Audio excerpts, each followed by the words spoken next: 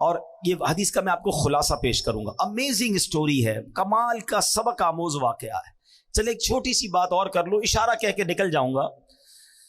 کچھ لوگ کہتے ہیں یار آپ واقعات بڑے سناتے ہیں, کوئی قرآن و حدیث کی بات کیا کرو, واقعات بڑے سناتے ہیں. تو میں تو بخاری سنا رہا ہوں. نبی پاک علیہ الصلوۃ والسلام نے جا بجا صحابہ کو واقعات بتائے ہیں. اچھا قرآن پاک جس نے پڑھا ہے, چلو ہم قرآن کی بات کرتے ہیں. قرآن میں کتنے واقعات ہیں؟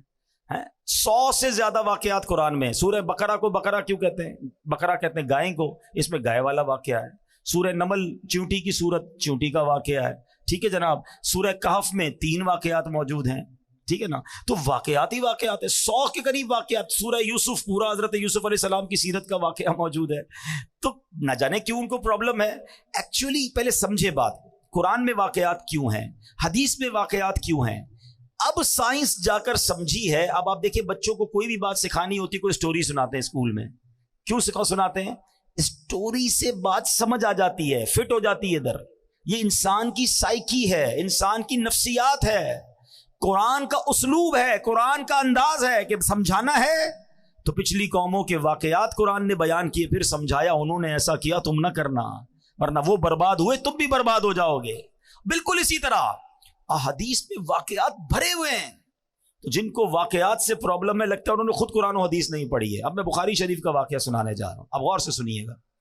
نبی پاک علیہ الصلوۃ والسلام نے فرمایا کہ بنی اسرائیل کے 3 آدمیوں کا یہ واقعہ بیان کیا کہ بنی اسرائیل میں 3 شخص تھے. ان میں سے ایک برس یعنی کوڑ کے مرض میں گرفتار تھا, ایک گنجا تھا اس کے بال ہی نہیں آتے تھے, ایک بندہ تھا جو اندھا تھا اس کی آنکھیں نہیں تھیں.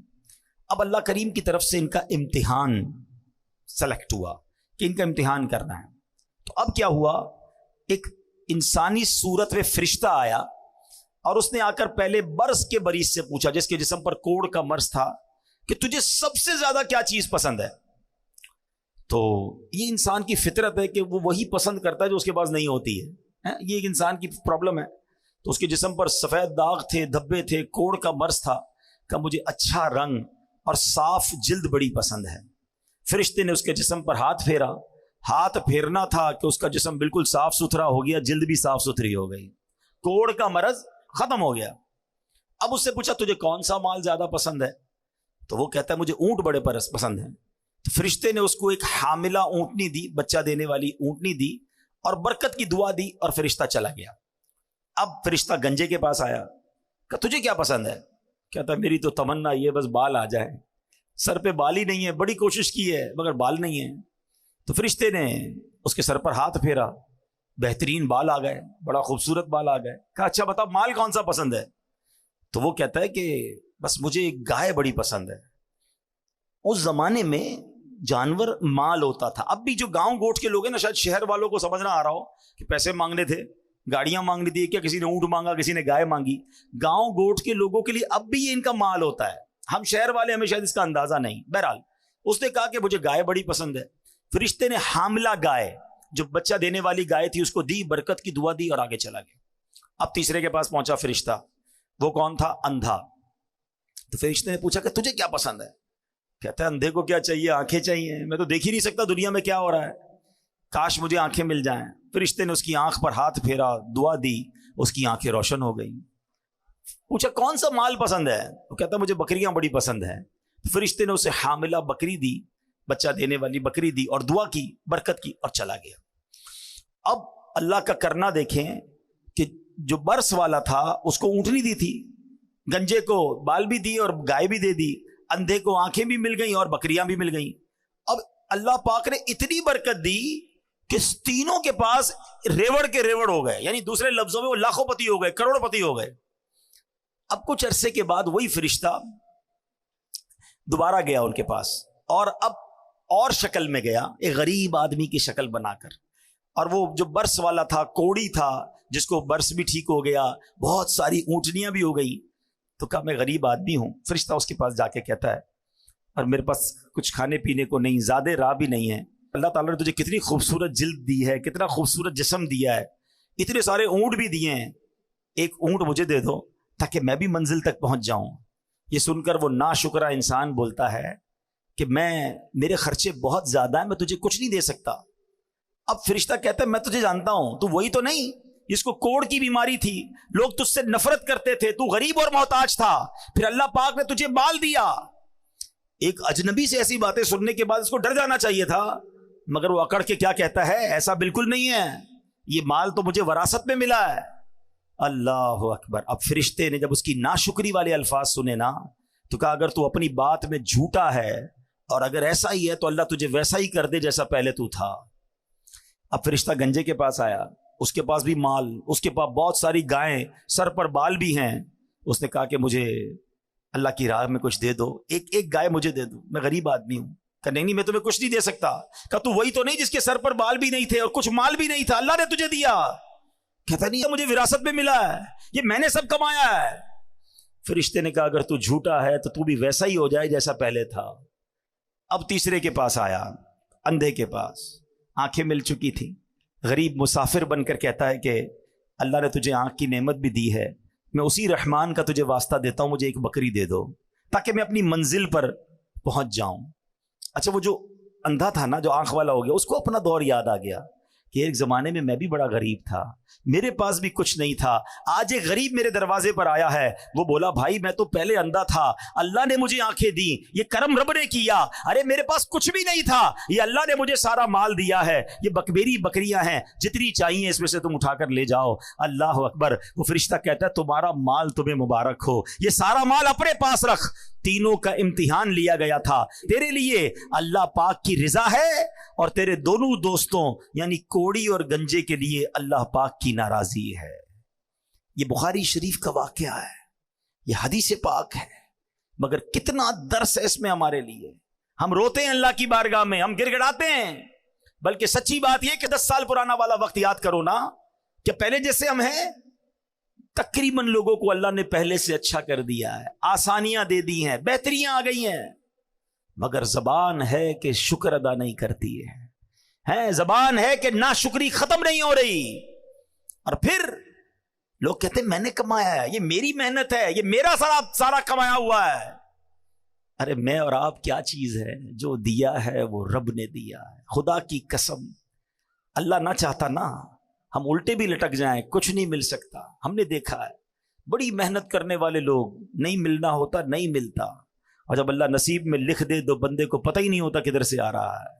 یہ سب دینے والی ذات رب کی ہے۔ کبھی زندگی میں ناشکری مت کرنا۔ اے میرے پیارے اسلامی بھائیو، یہ مال بڑی خطرناک چیز ہے، یہ انسان کو مغرور بنا دیتا ہے۔ مال کے سبب انسان غفلت کا شکار ہو جاتا ہے، مال کی وجہ سے بہت سارے گناہوں کا دروازہ کھل جاتا ہے، یہاں تک کہ مال بعض اوقات برے خاتمے کا سبب بھی بن جاتا ہے۔ البتہ یہ تمام مال کی برائیوں کی جو جڑ ہے نا، وہ جڑ پتہ ہی کیا ہے؟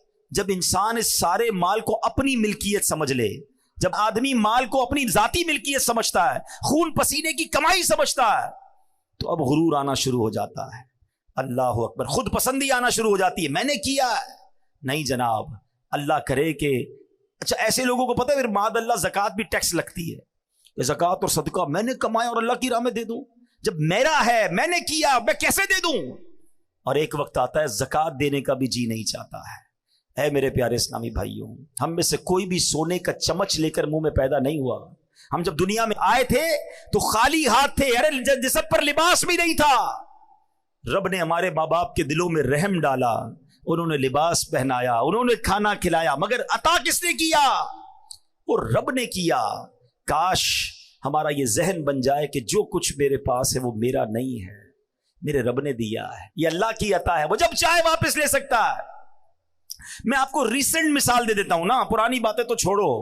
ترکیہ اور شام میں جو زلزلہ آیا، لوگ کہتے ہیں میرے پاس ایسی ایسی باتیں کرنے والے باتیں کرتے ہیں، اتنے پیسے ہیں ہمارے پاس 7 پشتے کھائیں تو ختم نہیں ہوگا۔ ارے بھولے تمہاری، سیکنڈوں میں چلا جا سکتا ہے، 40 سیکنڈ لگے۔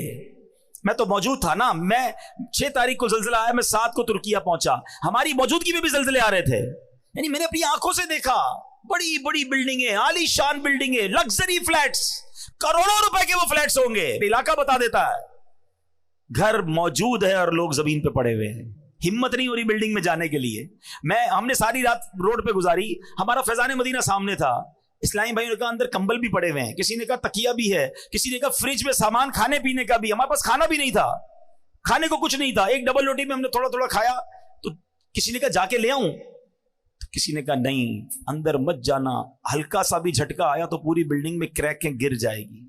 یقین کریں اللہ کی قدرت اپنی آنکھوں کے سامنے دیکھی کہ کروڑوں روپے کے گھر ہیں, سامان ہے, کسی کی ہمت نہیں ہو رہی اپنے گھر میں جانے, کیونکہ ہر ایک 2 منٹ بعد ایک بلڈنگ گر رہی تھی. تھوڑا سا زلزلہ آتا ایک اور گر جاتی, تھوڑا سا آتا ایک اور گر جاتی, کریک سب میں پڑ چکے تھے. تو 40 سیکنڈ کے اندر 7 پشتوں تک کھائیں گی تمہاری اولاد. بھول ہے تمہاری, رب چاہے نا تو سیکنڈوں میں مالدار غریب ہو سکتا ہے. زکات دینے والا زکات لینے والا بن سکتا ہے, صحت مند محتاج ہو سکتا ہے. پیر ٹوٹ گئے, ہاتھ ٹوٹ گئے, ہڈیاں ٹوٹ گئی, زندہ لوگ دنیا سے چلے گئے, اور ایسی بے بسی کی موت آئی ہے. پیارے اسلامی بھائیوں, اللہ ہمارے سارے مسلمان بھائی بہنوں کی مغفرت فرمائے جو اس میں شہید ہوئے. وہ آوازیں دیتے رہے. میں موجود تھا, مجھے اسلامی بھائی نے کہا 32 افراد اس بلڈنگ میں موجود ہیں اور زندہ ہیں, آوازیں آ رہی ہیں. اچھا, کئی آپ نے بھی سوشل میڈیا پر دیکھا ہوگا, کئی جگہوں سے تو اندر بلڈنگ سے ویڈیوز بنا کے لوگ بھیج رہے تھے کہ ہم زندہ ہیں, ہمیں نکالو, کیونکہ وہ زلزلے میں بلڈنگ ایسے کریک ہوئی تھی کہ ان کے اوپر نہیں گرا ملبہ, مگر راستہ بند ہو گیا. اب جب تک بلڈنگ کٹے گی نہیں بندہ باہر نہیں نکلے گا.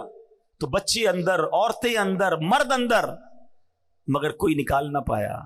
2-3 دن تک تو آوازیں دیتے رہے, جب تک موبائل کی بیٹری چلتی رہی فون کرتے رہے. اس کے بعد موبائل کی بیٹری بھی ختم ہو گئی اور سانسیں بھی ختم ہو گئی. میرا ہے, میں نے کمایا ہے, میری محنت ہے, میں نے اتنی بلڈنگیں بنا لی, میں نے اتنے پیسے بنا لیے. ارے کچھ میں نے نہیں کیا ہے, یہ سب میرے اللہ نے دیا ہے, سب میرے مالک کا احسان ہے. میں بھی بھیک مانگنے والا ہو سکتا تھا, میں بھی روڈ پر سونے والا ہو سکتا تھا, میں بھی جناب پھٹے پرانے کپڑے پہن کر بازاروں میں گھومنے والا ہو سکتا تھا. اگر آج سواری دی ہے تو رب نے دی ہے, آج گھر دیا ہے تو رب نے دیا ہے, آج اولاد دی ہے تو رب نے دی ہے. ارے ان بیچارے غریبوں کی تو شادیاں بھی نہیں ہوتی ہیں. آج میرے اور آپ کے پاس فیملی ہے نا, بیوی ہے, بچے ہیں, شکر ادا کرو, کیونکہ رب نے عزت دی تو شادی ہوئی نا. یہی نہ ہوتی تو کیسے کر رشتہ ہوتا. کئی غریب ہے بیچارے, روڈوں پہ سوتے ہیں, کھانے کو کچھ نہیں, کچرا اٹھاتے ہیں, کون شادی کرتا ہے ان سے, فیملی بھی نہیں بن پاتی ان کی. تو میں نے ایسا کیا کمال کیا کہ اللہ نے مجھے اتنا کچھ دے دیا, اور پھر بھی میں شکوہ کروں, پھر بھی میں شکایت کروں, پھر بھی میں کہوں کہ میرے پاس کچھ نہیں, میں پیچھے رہ گیا. کبھی شکوہ نہ کرنا اور کبھی اترانا نہیں. جو دیا ہے رب نے دیا, میرا کچھ نہیں ہے.